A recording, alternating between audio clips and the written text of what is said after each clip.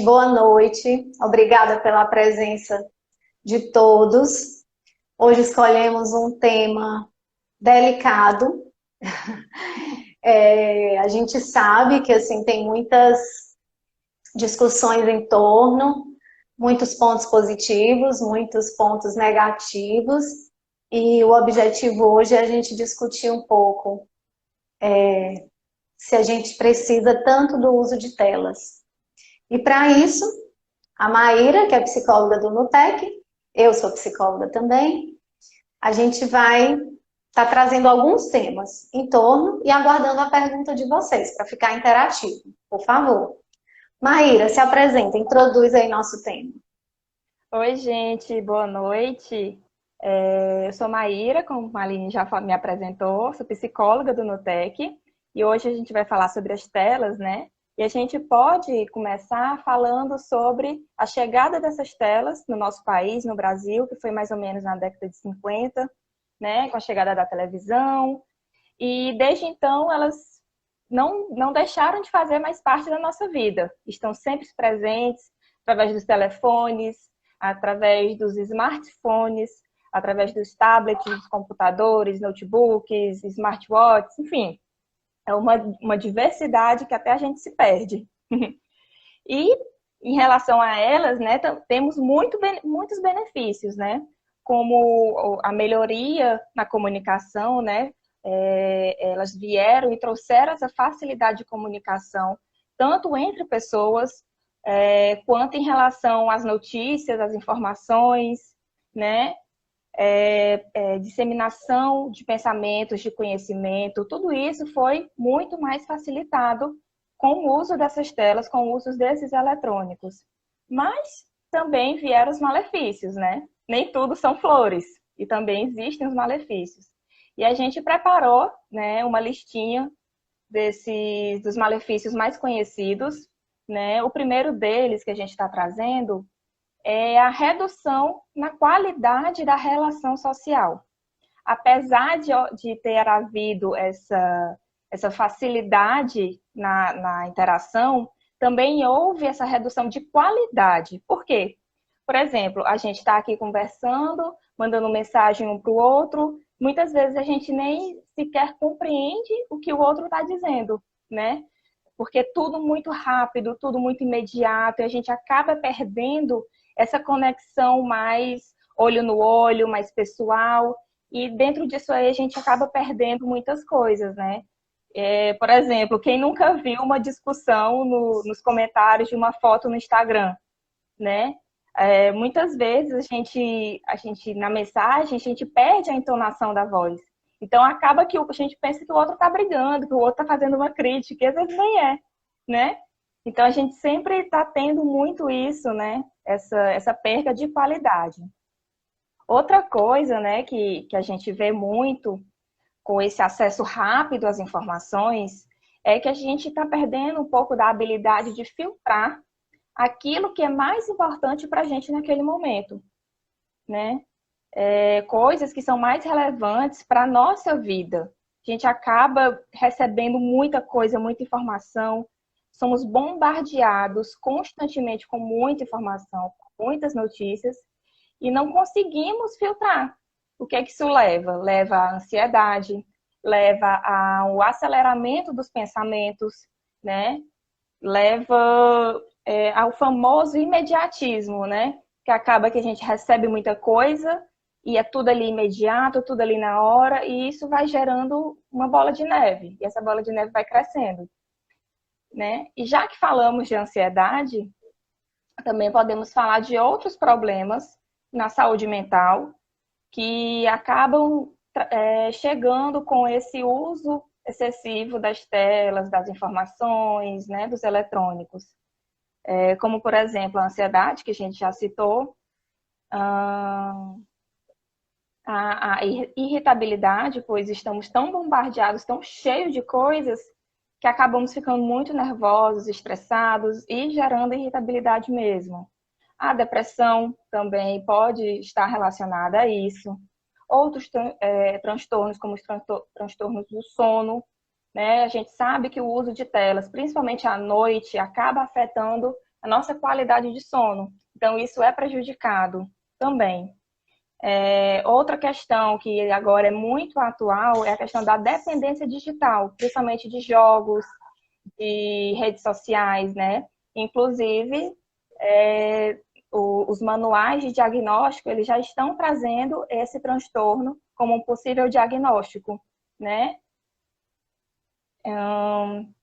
Outros comportamentos, né, que a gente pode ter, comportamentos ditos problema, né, estão mais relacionados a essas mídias interativas, né, como a gente já falou, essa dependência, que podem até levar a comportamentos de autolesão, de pensamentos suicidas. Então, são muitas coisas, são muitas pesquisas em torno disso e também são muitas informações, né, para a gente poder absorver e trazer aqui para vocês, né?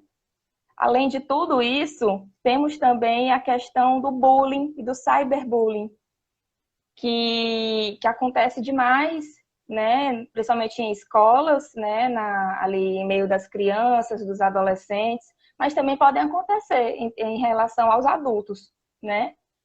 E muitas vezes o cyberbullying, ele está relacionado ao fato de que, por trás das telas, achamos que estamos protegidos. Que se a gente comentar algo no Instagram de alguém, mandar mensagem para alguém, a gente não vai ser reconhecido, que a gente não vai ter um problema em relação àquilo. E isso faz com que a gente acabe sendo ofensivo, que a gente fira a liberdade do outro, né, do outro se expressar da forma como ele quer, e até mesmo sendo preconceituosos algumas vezes, né? Então, é algo também que está muito presente nesse momento, nessa realidade. Como eu falei anteriormente, quem nunca viu uma discussão no Instagram, né? Porque uma pessoa está se expressando do jeito, aí chega outro e não é assim. Enfim, é uma das questões que a gente precisa trabalhar, a gente precisa ficar atento. Outra questão ainda são os riscos em relação à sexualidade, né? Como exposição sexual, vazamento de fotos íntimas. Atualmente isso é recorrente, né? É uma coisa que acontece sempre. Também temos a questão do abuso sexual e da própria pedofilia, né? Muitas vezes as crianças, os adolescentes, eles não têm a devida orientação em relação à internet, em relação às redes sociais, e acaba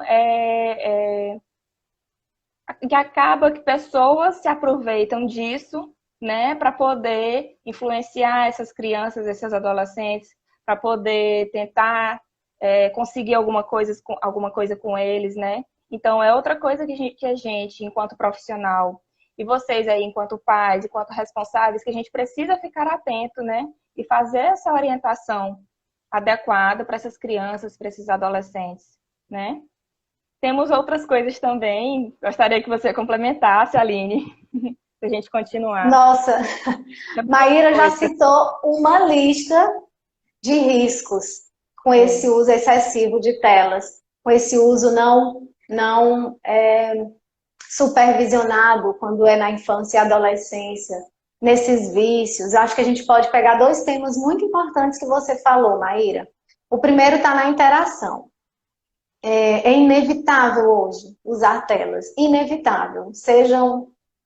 Tem diversas, né? Assistir alguma coisa, usar as redes sociais. A gente está agora usando a tela para se comunicar com vocês com relação a esse tema. Não dá para a gente não ter e não usar. E claro que a cada dia mais serviços ficam vinculados, ficam online, e aí nos estimula a usar mais e mais e mais. A gente não pode esquecer que um dia elas não existiram e a vida foi possível sem elas. Talvez esse pensamento mude alguma coisa, porque se eu acho que tudo precisa passar, tudo precisa utilizar algum tipo de eletrônico, realmente eu vou conseguir fazer isso.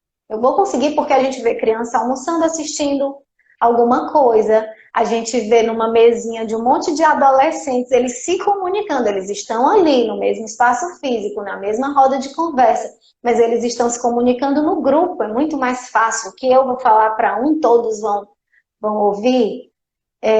Então, se a gente achar que em tudo eu posso usar uma tela, eu vou conseguir fazer isso. Agora eu vou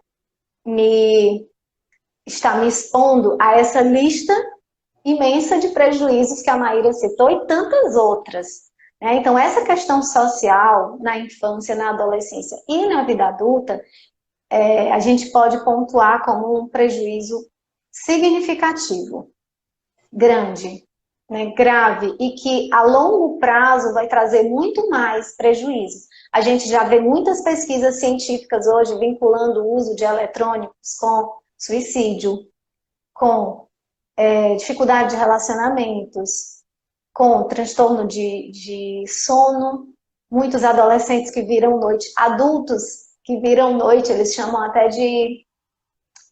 Como é, Maíra? Que assiste uma série... Maratonando, exatamente. Tá ganhando até título, né? Então a gente vê isso com tanta frequência que se torna uma coisa natural, mas não tem nada de natural nisso. Isso é muito patológico. A Maíra falou um termo que são os vícios.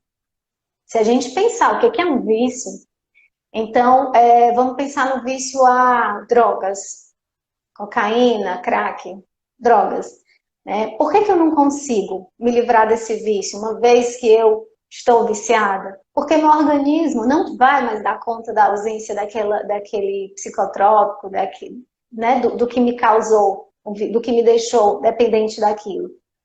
E o eletrônico causa isso. Pesquisas mostram que adultos que foram privados por 24 horas do celular, de todo nível de eletrônico, tiveram sintomas graves de abstinência.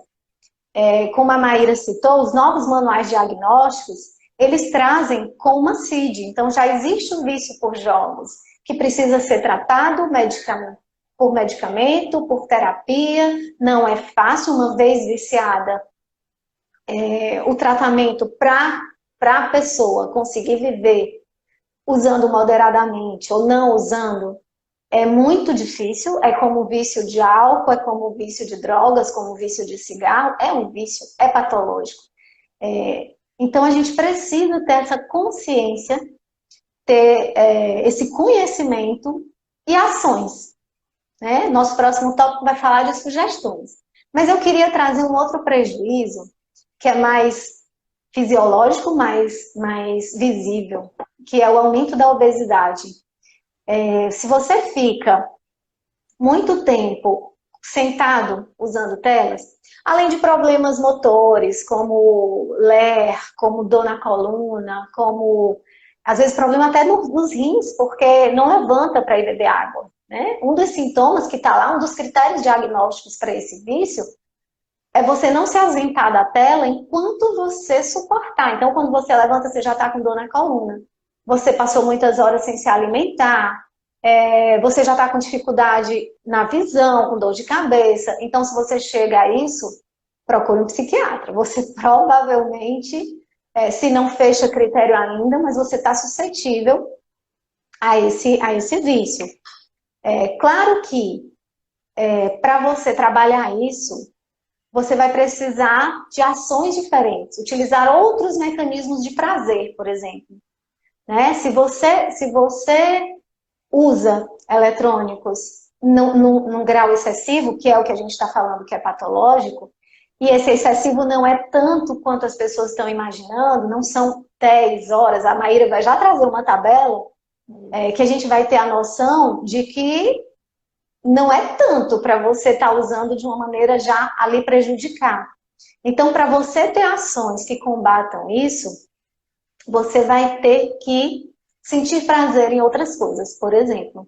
Né? Então, vou dar um exemplo aqui da neurociência.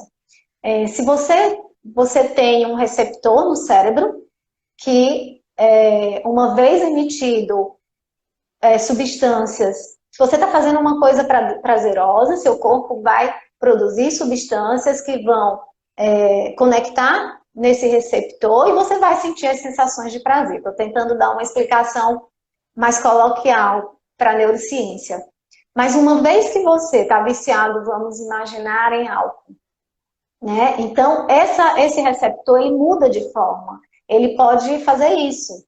E aí, o que antes lhe dava prazer, uma boa alimentação, uma viagem, uma conversa com amigos, um jogo de tabuleiro, qualquer coisa que antes era prazeroso, atividade física, ele não encaixa mais, ele não entra mais, essa forma foi alterada. Então, não adianta nós, enquanto terapeutas, ou um pai, ou uma mãe, ou uma namorada, ou um esposo, chegar e dizer, pare, você está muito, porque a pessoa não dá, não consegue mais, nada mais lhe dá prazer, a não ser, como a Maíra disse, aquele imediatismo de você, em um toque, acessar qualquer coisa, tudo, milhões de coisas, né? Então, daí até você desfazer todo esse problema, que é fisiológico, neurobiológico, é um tratamento médico que em países desenvolvidos já é caso de saúde pública, né? Então já é tratado com mais seriedade, mas que todos têm que ter essa compreensão. Maíra, queria que você falasse um pouco de estratégias, como a gente lidar, o que é adequado, o que é adequado ou o que seria, o que não nos colocaria em situação de risco hoje. Então, de início, né, o que a gente precisa fazer? Justamente uma análise desse tempo, da quantidade de tempo em que cada um de nós está passando em frente a telas. E lembre-se, telas é celular, tablet, é televisão, é computador, notebook, videogame, tudo isso é tela, né? E tudo isso entra nessa questão de uso excessivo e uso prejudicial. Então, primeiramente, a gente precisa fazer uma análise desse tempo, uma análise quantitativa desse tempo mesmo, para saber se estamos extrapolando ou não. Em segundo lugar, o que podemos fazer é tentar relacionar sintomas. Eu vi que uma pessoa colocou que sente enxaqueca, né, quando está por muito tempo. Então, aí já é um indicativo que pode ser que você realmente esteja passando muito tempo em frente a alguma tela, né? Então, a gente tem que perceber esses sintomas, né, para poder fazer uma reorganização desse tempo, né? Outra coisa também que é importante, principalmente para pais e cuidadores e responsáveis, é observar o que é que nossas crianças, o que é que nossos adolescentes estão fazendo na internet, né? Nas redes sociais, nos videogames, porque pelo videogame a gente também consegue se comunicar, né? Os jogos online. Então a gente precisa ter essa atenção maior no sentido de fazer uma orientação, né? Não de punir. Por que não de punir? Porque, segundo pesquisas, quando pais e responsáveis agem no sentido de punir essas crianças e adolescentes, essa punição ela pode fazer com que a criança tenha mais interesse ainda em estar naquele meio, na internet, e acabar fazendo um uso desregulado, né? Um uso prejudicial. Então, é importante essa orientação no sentido de mostrar para a criança, mostrar para o adolescente o que é que é adequado para a idade dela, o que é que ela pode acessar, o que é que pode ser perigoso para ela, né? Também precisamos alertá-las para o perigo da internet, para que elas possam reconhecer sinais de perigo e até mostrar para nós, olha, mamãe, chegou uma mensagem assim, assim, assim para mim. O que é isso, né? Para essa criança ter essa noção e conseguir falar com seus pais, com seus responsáveis, né? Em relação ao tempo mesmo de uso da tela, tem uma tabela foi feita, inclusive pela Sociedade Brasileira de Pediatria, né? Através de pesquisas, através de estudos mesmo de caso, né, de pacientes. Então, essa tabela foi desenvolvida, né, o Manual de Orientação Menos Telas, Mais Saúde, que foi desenvolvido pela Sociedade Brasileira de Pediatria. Então, eles informam que crianças menores de 2 anos, que elas precisam ser, não podem ser expostas a telas de nenhum tipo, né, mesmo que passivamente. O que seria esse passivamente?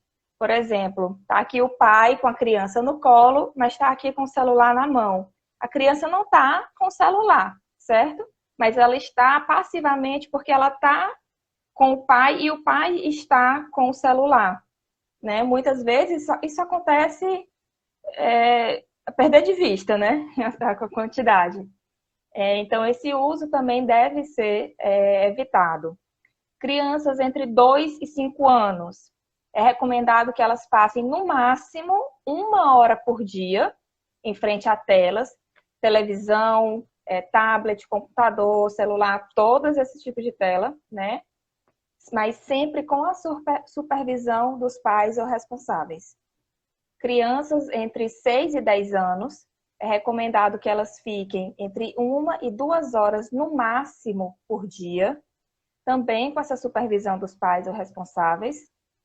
E adolescentes entre 11 e 18 anos, né? A adolescência vai até os 18, é recomendado que eles fiquem no máximo 3 horas. Então, de 2 a 3 horas por dia, 3 horas é o máximo, né? Em frente às telas, incluindo os videogames, e se atentando para nunca permitir que esse adolescente passe a noite virado, né? Como a gente já falou, passe a noite virado jogando, passe a noite virado maratonando uma série, maratonando filmes, né? Porque hoje em dia a gente tem sequências de filmes.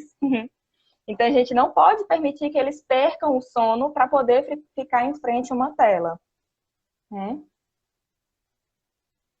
Então, Maíra, você falou tanta coisa importante aí. Primeiro, vamos ser sinceros que adolescentes até 18 anos usar no máximo 3 horas por dia, incluindo isso para a idade adulta, como você trouxe uma tabela da Sociedade Brasileira de Pediatria, eles se limitaram ao final da adolescência, mas isso se estende para a vida adulta, esse limite. Vamos imaginar o que a gente vê hoje das crianças usando muito mais que 3 horas por dia. A gente vê bebês tendo acesso a videozinhos de celular, né? Tem até uma brincadeira, a Ana Beatriz Barbosa, a psiquiatra, ela fala, trocaram a chupeta pelo celular para acalmar uma criança. Gente, o quanto que isso é prejudicial, o quanto que isso vai ter prejuízos. A gente não sabe ainda tudo sobre, né? Isso é muito recente, né? A Maíra falou de 1950, mas nessa intensidade que a gente vê hoje, está com 10, 15, 20 anos. Então, as pesquisas dos prejuízos a longo prazo, a gente vai verificar daqui a um tempo. Mas, por exemplo, uma reportagem dada pelos criadores dessa tecnologia toda, dos smartphones, né, da Apple, da Microsoft, eles dizendo que os filhos deles só ganham o primeiro celular aos 14 anos. Por que eles fariam isso, né? Eles, como mexem com isso, eles sabem muito mais do que a gente, os frutos que a gente vai colher para o futuro com esse uso excessivo na infância. Né? A Maíra falou de outra coisa muito importante, a punição. A gente vê, tem um livro muito interessante chamado Crianças Francesas Não Fazem Manha. Esse livro, ele fala uma comparação da educação francesa com a educação norte-americana. A nossa, né? A gente copia a forma deles educarem. E aí, ela compara assim, os franceses, quando o filho nasce, eles ensinam o correto para essa criança, desde bebê. Então, aquela história de dormir no quartinho deles, aquela história de não tem tela nos apartamentos. Por que não tem tela? Nossa, eu moro no 5º andar, a primeira coisa que eu fiz foi botar tela nas janelas. Né? Eles não botam porque a criança ela cresce sabendo que não pode se aproximar daquela janela. Né? A gente bota coisa para tampar a tomada. Eles não botam, a criança cresce aprendendo, ele não nasce sabendo, mas os pais têm todo um envolvimento de ensinar o correto. A gente não faz isso. Então a gente é permissivo demais. Então o bebê ele ganha um celular. Aí quando ele está viciado, aí não larga, aí chama, leva para o psicólogo, porque o menino não larga o celular. Lógico que ele não larga o celular, ele não nasceu gostando daquilo. Aquilo não era reforçador para ele ao nascer. Reforçador para ele era a atenção dos pais, era o carinho dos pais, era o cuidado, é alimento, é o aconchego, é o cuidado. Mas isso foi sendo pareado, então sempre que minha mãe está comigo, ela usa um aparelho eletrônico. Olha só a correlação. Então, meu pai, quando vem brincar comigo, é de videogame, né? Então, aquilo vai ganhando um poder de reforçador que a criança não consegue mesmo se desvincular. Então, na nossa educação, a gente é permissivo demais e depois vira punitivo esse uso excessivo. Os adolescentes, qualquer coisa que apronta, tá sem celular, tá sem o videogame, tá sem TV, né? Fica uma relação que empodera esse eletrônico. A Maíra trouxe isso muito bem. A gente pode sim usar eletrônico como reforçador? Pode. A gente está nesse mundo moderno e a gente começou falando dos benefícios. A gente não vai conseguir viver sem e tirar isso da vida de uma criança. Porém, se isso está numa quantidade adequada, a gente pode dar para uma criança, você pode sim assistir seu vídeo, você pode sim falar com seu coleguinha por vídeo, você pode. Depois que você fizer suas atividades, e a gente não tem somente isso como atividade reforçadora, como formas de se divertir. A gente escuta muito, né, Maíra, dos nossos pacientes. Tia, mas se eu ficar sem meu celular, eu vou fazer o quê? Mas se eu não assistir TV, eu estou entediada, eu vou fazer o quê? Né? Eu lembro de um psicólogo. Fazer nada, né? Pronto, eu ia falar essa frase. Um psiquiatra respondendo sobre ansiedade, como tratar a ansiedade. O Brasil lidera o ranking mundial de ansiedade. Então, esse psiquiatra respondeu, a gente vai conseguir lidar com a ansiedade quando a gente reaprender a fazer nada. Então, nós adultos, na nossa infância, a gente conseguia. Se meu pai está ocupado, se minha mãe está ocupada, eu vou procurar alguma coisa para mexer, um brinquedinho, vou olhar alguma coisa, vou mexer, vou pintar, vou fazer coisas menos aceleradas do que num clique acessar um monte de coisa. Né? E a gente sabia fazer isso não adoecia a gente, isso não nos deixava entediados. Mas hoje, se o pai vai tomar banho, tem que deixar o filho com o celular. A criança nem espera a comida ficar pronta. O pai só avisa que está na hora de almoçar quando a comida está na mesa, porque como é que ele vai chegar na mesa e esperar essa comida ficar pronta? O bolo só avisa quando está pronto, porque ele não vai esperar o processo do bolo todo, esperar esfriar, esperar ficar pronto. Né? Então, essa relação uso de eletrônica e ansiedade, ela é comprovada cientificamente. Eu estou com medo da gente estar se perdendo, Maíra, no tempo. É um tema que a gente quer falar, né? O Thomas já nos avisou que tem algumas perguntas e comentários importantes, mas eu acho que a gente pode concluir, antes de entrar para as perguntas, fazendo um fechamento e relacionando com o momento atual. Um dos comentários até fala, né, que provavelmente esses vícios aumentarão com essa época que nos deixou muito mais vinculados aos eletrônicos. Né? Passo a bola para você, Maíra. Tá. Então, né, durante essa pandemia foi inevitável que a gente fizesse um uso maior desses eletrônicos, dessas telas. Hoje em dia a gente faz tudo pelo computador e pelo celular. A gente trabalha, a gente estuda, as crianças estão assistindo aulas online, né? E muitas vezes também a nossa distração, né, o nosso divertimento está relacionado a essas telas. Assistir filme, jogar videogame, jogos online, assistir séries, se comunicar através das redes sociais. Hoje tem o famoso TikTok, que as crianças, os adolescentes estão fascinados por ele, né? Então são muitas coisas, tanto o nosso trabalho, quanto nossos estudos, quanto a nossa distração. Está tudo sendo feito online, está tudo sendo feito por telas. E esse aumento, apesar de ser inevitável, ele pode sim causar uma série de problemas a curto e a longo prazo, né? Então, de acordo com a análise do comportamento, o uso exagerado da internet, das telas, ela pode levar a uma dependência que pode servir de porta de entrada ainda para outros problemas, né? seja em crianças, adolescentes, adultos e até idosos. Isso independe da idade, né? Esses problemas podem acontecer. Então, a longo prazo, esse uso pode levar à dependência da internet, das redes sociais, vícios em jogos online, vícios em videogame, a inabilidade em conseguir manifestar comportamentos sociais saudáveis, né? Manter uma comunicação social saudável, né? Isso também pode ser influenciado. Também podem gerar conflitos familiares, conflitos entre pais e filhos, entre irmãos, né? E também temos, como você já falou, Aline, a associação desse uso com a ansiedade, com a depressão, com o isolamento, né? Então, quanto mais a gente está aqui conectado, a gente tem uma percepção falsa que a gente está conectado com todo mundo, né? Que a gente está próximo a todo mundo. Mas, na verdade, a gente está dentro do nosso quarto, deitados, com o celular ali na frente, sozinhos, né? E isso vai gerando um isolamento e uma falsa percepção de que estamos presentes na vida das outras pessoas, né? Em relação a isso, eu vi até uma pergunta, o que é que a gente pode fazer, né, Aline? Para poder a gente tentar desvencilhar tanto esse uso, né, das telas. Ótimo. Eu também estava dando uma olhada nos comentários falando da pandemia, né?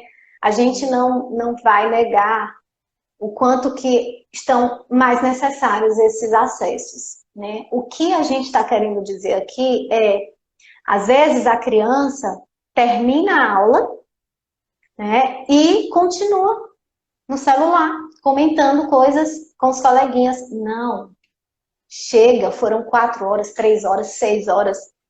Chega ali, seu cérebro, seus neurônios não suportam mais aquela estimulação de telas. Então, ali você tira a farda, você sai daquele espaço, está todo mundo dentro de casa, mas precisa ter o cantinho da aula. Então, ali você se descaracteriza da aula, sai da tela, desliga tudo e vai fazer outras coisas. O problema essas outras coisas costumam não ter o menor prazer para quem já está com esse uso excessivo e já pareou prazer e diversão com o uso de smartphone, de TV. Então, às vezes, não, Aline, ele não é viciado em celular, não. Termina a aula, ele sai da tela do notebook e vai assistir TV. A gente está desde o começo explicando que não é um celular. Essa forma de se comunicar, de se divertir, de buscar as informações e prazeres por eletrônicos, no geral, todos, englobando todos. Então não existe mais o brincar, não existe mais o ir para a cozinha, fazer nada, esperar o jantar ficar pronto, participar dessa construção do jantar. Está cada vez menos frequente as refeições em família, porque aqui a gente está falando de criança e aula, mas a gente sabe que dentro dessa família tem pais, tem irmãos, adolescentes, tem a babá.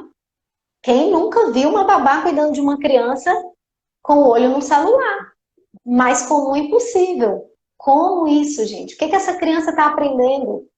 Ela está aprendendo que a atenção da babá está vinculada àquilo. Aí a babá mostra o que está assistindo, os pais mostram. Vem ver esse vídeo, vem ver isso, vem ver. Não é que você vai retirar as telas da vida do seu filho, da sua vida, não dá. Principalmente nesse momento que a gente está dentro de casa. Mas você tem como diversificar, você tem como ampliar essa diversão para outras atividades. Pode ser uma conversa. Eu estou fazendo o diário da minha quarentena, nas minhas sessões que são online, né? Mas as mães são orientadas, acabou a sessão, acabou tela. E nessas sessões online, nesse diário de quarentena, eu pergunto, qual a visão da sua janela, da sua varanda, de onde você está? E as crianças não costumam ir até a janela, até a varanda. Os eletrônicos estão recuados dentro de casa. E aí eles não... Às vezes eles, espera aí, tia, deixa eu ir ver. Ou eles sabem me dar 2, 3 exemplos. Então, cadê esse momento de observar o mundo exterior, mesmo nesse momento de pandemia? Se é uma casa, você vai observar o jardim. Quantas atividades que estimulam a motricidade podem ser feitas numa casa? Até num apartamento. Pode ser feito também, mas isso dá trabalho. Em se tratando de criança, os pais precisam estar envolvidos, os pais precisam estar motivados a fazer. Fazer porque apareceu uma live dizendo que tem que fazer, não vai funcionar. A criança não vai sentir que não vai perceber que aquilo está prazeroso para os pais, vai ficar prazeroso para ela como? Então precisa haver o envolvimento, a conscientização da importância disso. A família participar. Ah, Aline, mas eu estou trabalhando. Ah, o pai está trabalhando, está todo mundo trabalhando. Realmente, se pai e mãe não se envolverem, não tiverem um tempo para os filhos, ele sozinho não vai conseguir achar prazer em coisas que não conseguem concorrer com a tela do celular. Não conseguem concorrer com uma TV ligada. Tem casa que fica com a TV ligada da hora que o dia amanhece. A gente viu um comentário aqui que a pessoa diz que quando dorme com a TV ligada tem pesadelos. Então você imagina, acho que a TV nem desliga, então. Não é mais ligada na hora que amanhece até a hora que vai dormir. É 24 horas. Às vezes mais de uma TV ligada na casa. Isso não é adequado. Como é que eu estou almoçando em família e tem uma TV ligada? Ou como é que meu filho só come na frente da TV? Tá tudo errado. Isso tá errado de base, tem conserto. E quanto mais cedo, aí vem o trabalho preventivo. Nosso cérebro, ele é maleável. Ele não é rígido. Uma vez que a criança está com esse nível de desenvolvimento e de comportamento, você pode sim alterar. É claro que quanto mais precoce, melhor. Por isso a orientação da Sociedade Brasileira e Americana de Psiquiatria orientam tanto esse tempo, para a gente não consertar o prejuízo, para a gente trabalhar preventivamente. Mas se as sintomatologias já estão presentes, os pais não podem desistir. Se eu não estou conseguindo só, eu busco uma terapia, busco ajuda médica, se já é o caso de medicação, mas aí só um médico pode dar esse parecer, né? Não desistir, buscar essas orientações, dá trabalho, não é rápido, né? Assim, as nossas orientações são por atividades diversificadas. A gente nas terapias, na clínica em si, a gente até usa eletrônico, mas é um tempo mínimo. A gente tenta sempre parear nossa atividade, nossa atenção, nosso carinho com outros jogos, com outras atividades. Vamos sentar e vamos conversar. Então, com o tempo, a criança já entra na minha sala e pode estar meu tablet em cima da mesa, o celular em cima da estante. Ele não quer. Ele não quer porque a tia Aline, ela é muito mais legal me dando atenção, escutando como foi minha semana, né? Será que esses pais escutam? Demonstram interesse? Ou, uma vez um adolescente disse para mim, sabe qual é a mania da minha mãe, tia? Fingir que está ouvindo a gente. Então, eles não são bobos. Se eles estão contando uma história e a mãe está, foi, ela não está dando a atenção 100% que aquela criança ou aquele adolescente precisa, né? Maíra, acho que a gente pode comentar mais algumas perguntas. Isso. Temos Deixa eu aqui ver. uma perguntando sobre esses sintomas, né, que a gente citou, de solidão, de conflitos familiares, e perguntando o que é que a gente pode sugerir para essa conscientização familiar. Eu acho que é justamente isso, né, que você falou agora, de que perceber mesmo se a gente está dando atenção para essas crianças, para esses adolescentes, né? Eles cobram, eles falam, eles não são bobinhos, eles percebem quando a gente não dá atenção, eles percebem quando a gente está interessado mais em outra coisa, né?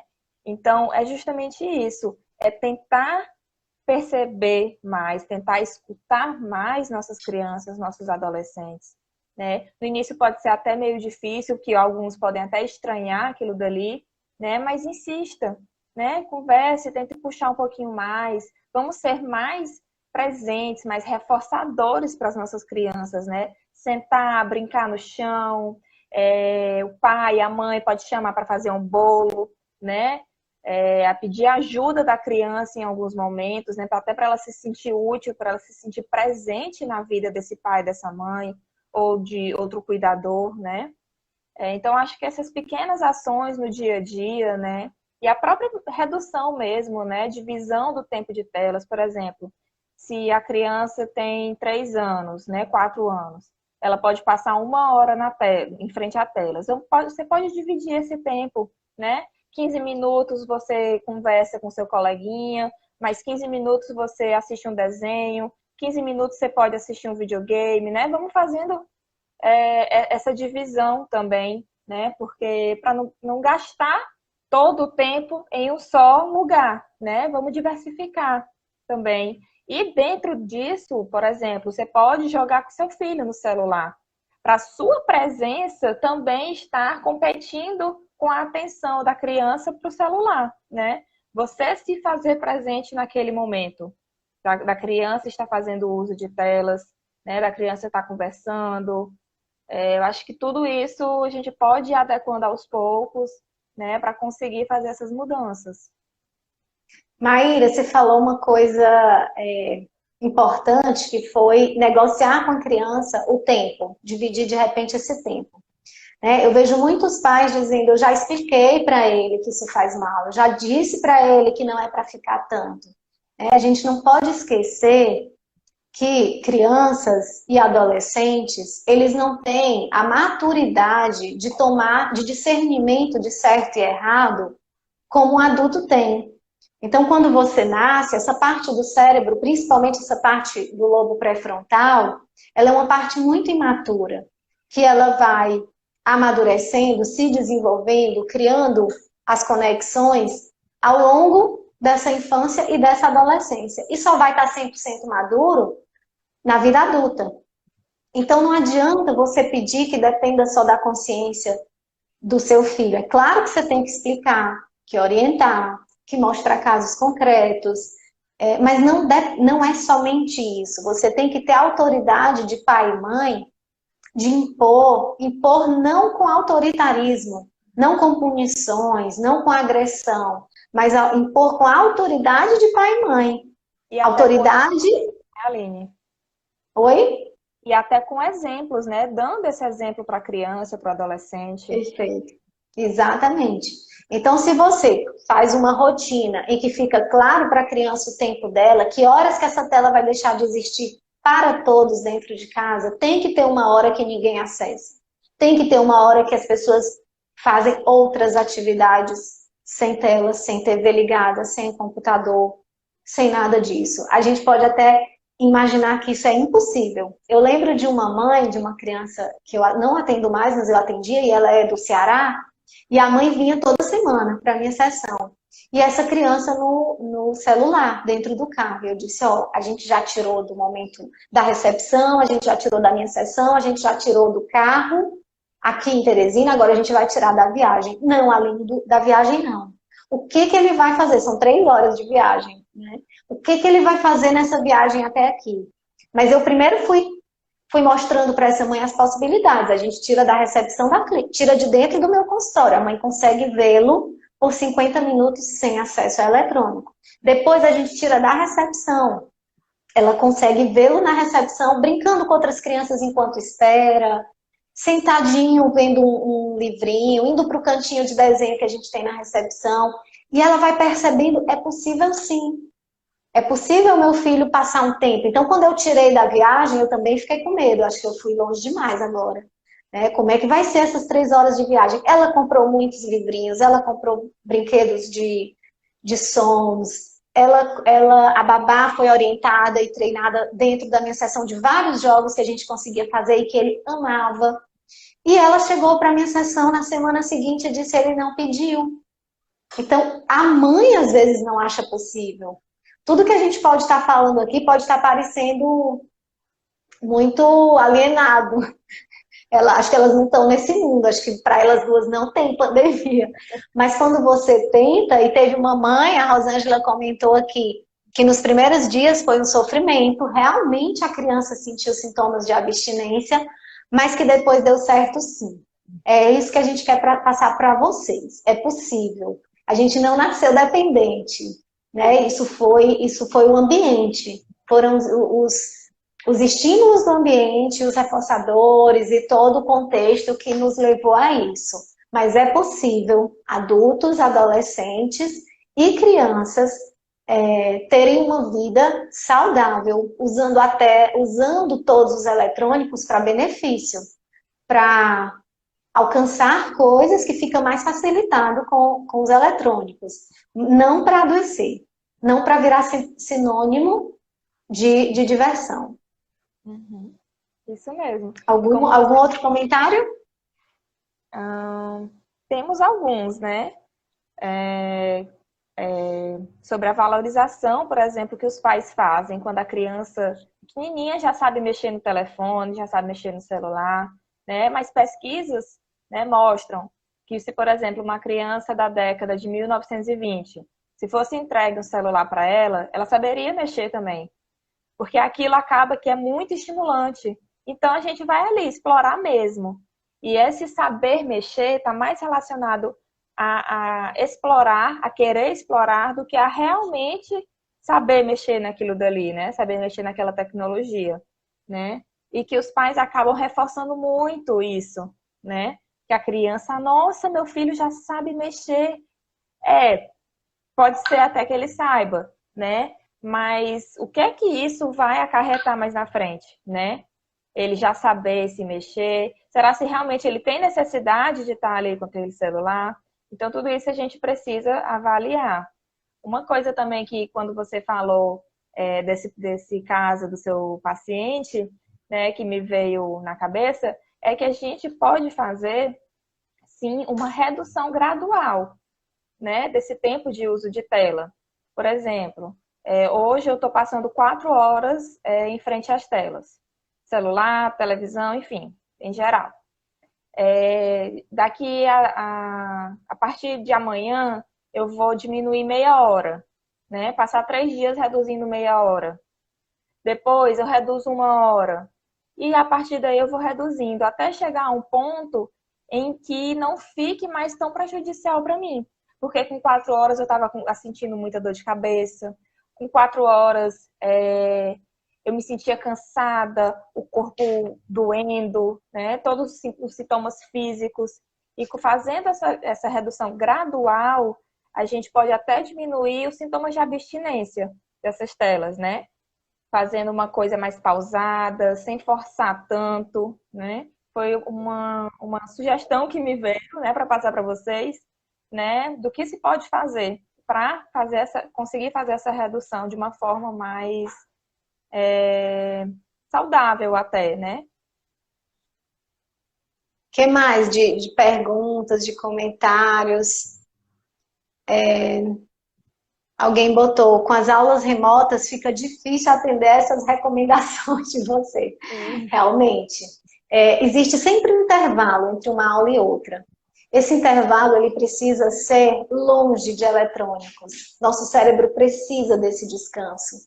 Então a pessoa precisa sair daquele espaço, precisa conversar com alguém, fazer atividades fora daquele espaço. Não dá para ser o que mais a gente está ouvindo, o que mais a gente está presenciando. Entre uma aula e outra, eu saio ali do notebook, da tela do computador e vou para o celular. Claro que isso está errado. Termina a aula, continua no celular. Corre, lancha, volta, porque agora é o joguinho, agora é o filme, agora é a TV, agora... Não é assim. Tem que existir um limite. A gente não pode responsabilizar somente agora, na pandemia. O que a gente está falando aqui já acontecia. Claro que potencializou, mas já acontecia. A gente já via crianças trocando o parquinho do restaurante pela mesa. Tanto porque é mais cômodo para os pais, que não precisam correr atrás da criança no parquinho, como é mais prazeroso para a criança ficar ali na mesa. Fica calmo, fica quieto, é o que os pais querem. A gente já via adolescentes virando noite nos jogos, online, no celular, no grupinho, no WhatsApp. Isso só ganhou uma maior visibilidade, se potencializou agora, mas não é um problema atual. Né? Tanto que a CID-11 ela já conseguiu transformar isso num diagnóstico, com os critérios diagnósticos. Então, não é de agora. A gente só tem que tomar cuidado, porque se já usava muito, está usando muito mais. Mas se já usava com moderação, se a família já tinha essa compreensão de limitar, ela está conseguindo colocar essas aulas online no lugar delas. E, inclusive, uma recomendação que eu dou para os pais entrarem em contato com as escolas e falarem mesmo, o dia que essa criança não conseguir ficar às 6 horas, às 5 horas, as escolas estão variando muito, né? Tem escola que está reduzindo a 2 horas de aula por dia e faz as demais com atividades extra. Tem escola que está mantendo todas as aulas ao vivo, então a criança A precisa contrapartida, ficar... tem escolas que aumentaram esse tempo de É aula, né? verdade. Passou de Mas 4 para 6 horas de aulas consecutivas. os pais dos pacientes que eu acompanho, Maíra, eu estou orientando isso. Seu filho chegou no seu limite, seu filho começou com sintomas de estafa física, dores musculares. Uma mãe de uma criança que eu atendo disse que ela estava com a visão, com dificuldade da noção de profundidade. Então, ela ia caminhar, quando ela saía da aula, ela ficava com medo de topar nas coisas. A orientação que eu dei para esses pais foi: entre em contato com a escola e diga que você vai explorar aquele conteúdo de outra maneira. É claro que a gente não quer que haja um déficit em matéria de conteúdos escolares. Porém, a gente não precisa fingir que nada aconteceu, que o mundo está o mesmo, só mudou o espaço físico. Não é verdade. Essa criança, ela antes tinha um recreio para correr, ela antes, no intervalo ali, enquanto a professora não estava mais dando aula expositiva, estava indo distribuir os cadernos, a criança trocava uma palavrinha com o colega ao lado, virava um pouco, levantava, pedia para ir ao banheiro. Hoje ela está dentro do mesmo espaço físico 24 horas. Né? Então não dá para a gente fingir que a motivação é a mesma, que ela vai ter, uma mistura de estímulos por parte da escola. Então antes tinha a aula expositiva, a tarefinha, o laboratório, a aula externa, em que ela saía de sala para explorar alguma coisa fora. Isso não existe mais, está tudo dentro de casa. Então, se a escola não conseguiu perceber isso e ajustar, os pais precisam fazer, sem peso na consciência, priorizando, tudo bem, o ensino, mas priorizando também a saúde física e mental dos seus filhos. Que devem ser sempre a prioridade, né? Porque sem saúde mental, sem saúde física, a gente não vai conseguir fazer as outras coisas.